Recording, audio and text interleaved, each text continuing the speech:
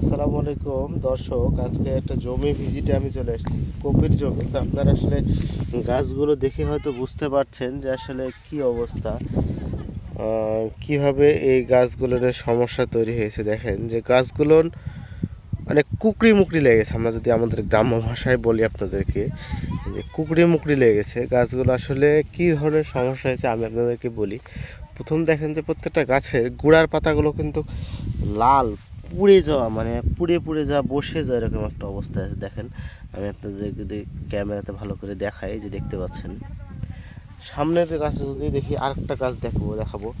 এই গাছটা যদি আমি আপনাকে দেখাই, তো এই যে দেখেন কি অবস্থা, একটু জুম করা আছে, আমি একটু ইয়ে করে দিই। দেখেন এই যে আমার সামনে এটা দেখছেন, এটার একই অবস্থা। তার মানে এখানে মানে যে কীটনাশক ওষুধ এখানে যেটা দেওয়া হয়েছে সেটা অবশ্য খুব কড়া ডোজের ছিল এবং ঘাস পোড়ানো বিষ ছিল, যার জন্য গাছগুলোর মানে জমির প্রত্যেকটা গাছ বসে গেছে। ভিডিওটা করার উদ্দেশ্য এটাই যে আপনারা যারা আছেন অবশ্যই লক্ষ্য রাখবেন যে ফসল যখন চাষ করছেন এইভাবে যেন অতিরিক্ত মাত্রায় কোনো ওষুধ পড়ে না, এবং আপনি যে কন্টেনারে করে বিষ দিচ্ছেন সেই কন্টেনারটা অবশ্যই লক্ষ্য রাখবেন যে অন্য যে ওষুধগুলো দেওয়া আছে সেটা ক্ষতিকারক কিনা। যদি ক্ষতিকারক হয়ে থাকে তাহলে কিন্তু আপনার জমিরও এই ধরনের সমস্যা আসতে পারে। তো এটার জন্য আমরা এখন ট্রিটমেন্ট দিয়ে দেবো। কী ধরনের ট্রিটমেন্ট দিলে হবে, এখানে আমরা হিউমিক অ্যাসিড দেবো, যেটা আমাদের স্যাপসল ক্রপ কেয়ারের অ্যাপ গোল্ড দিব আমরা এখানে। সেই সঙ্গে আরেকটা জিনিস আমরা মাটিতে দেবো যে এখানে আপনার যে ছত্রাকনাশক যেটা আছে, জন্য আমরা এখানে কার্বন ডাজিমটা দেওয়াবো। যদি কোনো রকম ছত্রাকনাশক থাকে সেটা চলে যাবে। সেই সঙ্গে আরেকটি কাজ আমরা এখানে করব এখন, যে আমরা ভিটামিন স্প্রে করাবো। কুশল আমাদের আছে, কুশল আপনার সেখানে দেওয়া জাপ পোকার বিষ, আরেকটা ফল ছিদ্রকারী পোকার জন্য ইমিডাক্লোপিড এবং ফল ছিদ্রকারী পোকার জন্য অ্যামেটিন বেনজয়েড।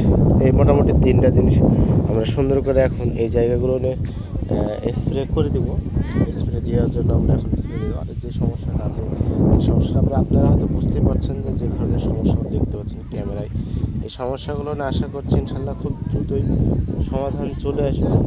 তো আপনাদেরকে ভিডিওটার জন্য দিলাম যে আপনারা এই জায়গাগুলোতে শিক্ষা নেন। দেখতেই পাচ্ছেন যে কী ধরনের সমস্যা হয়েছিল, এই সমস্যাগুলোতে আপনারা শিক্ষা নেবেন, আপনারা শিখতে পারবেন। যারা চাষি ভাই আছেন তারা হয়তো এখানে অনেক কিছু শেখার আছে, জানার আছে, বোঝার আছে। কারণ ফসলে দেখেন যে আপনি করেন টাইমলি যে কোনো ফসল করেন বা চাষাবাদ করেন, কোনো সমস্যা নেই।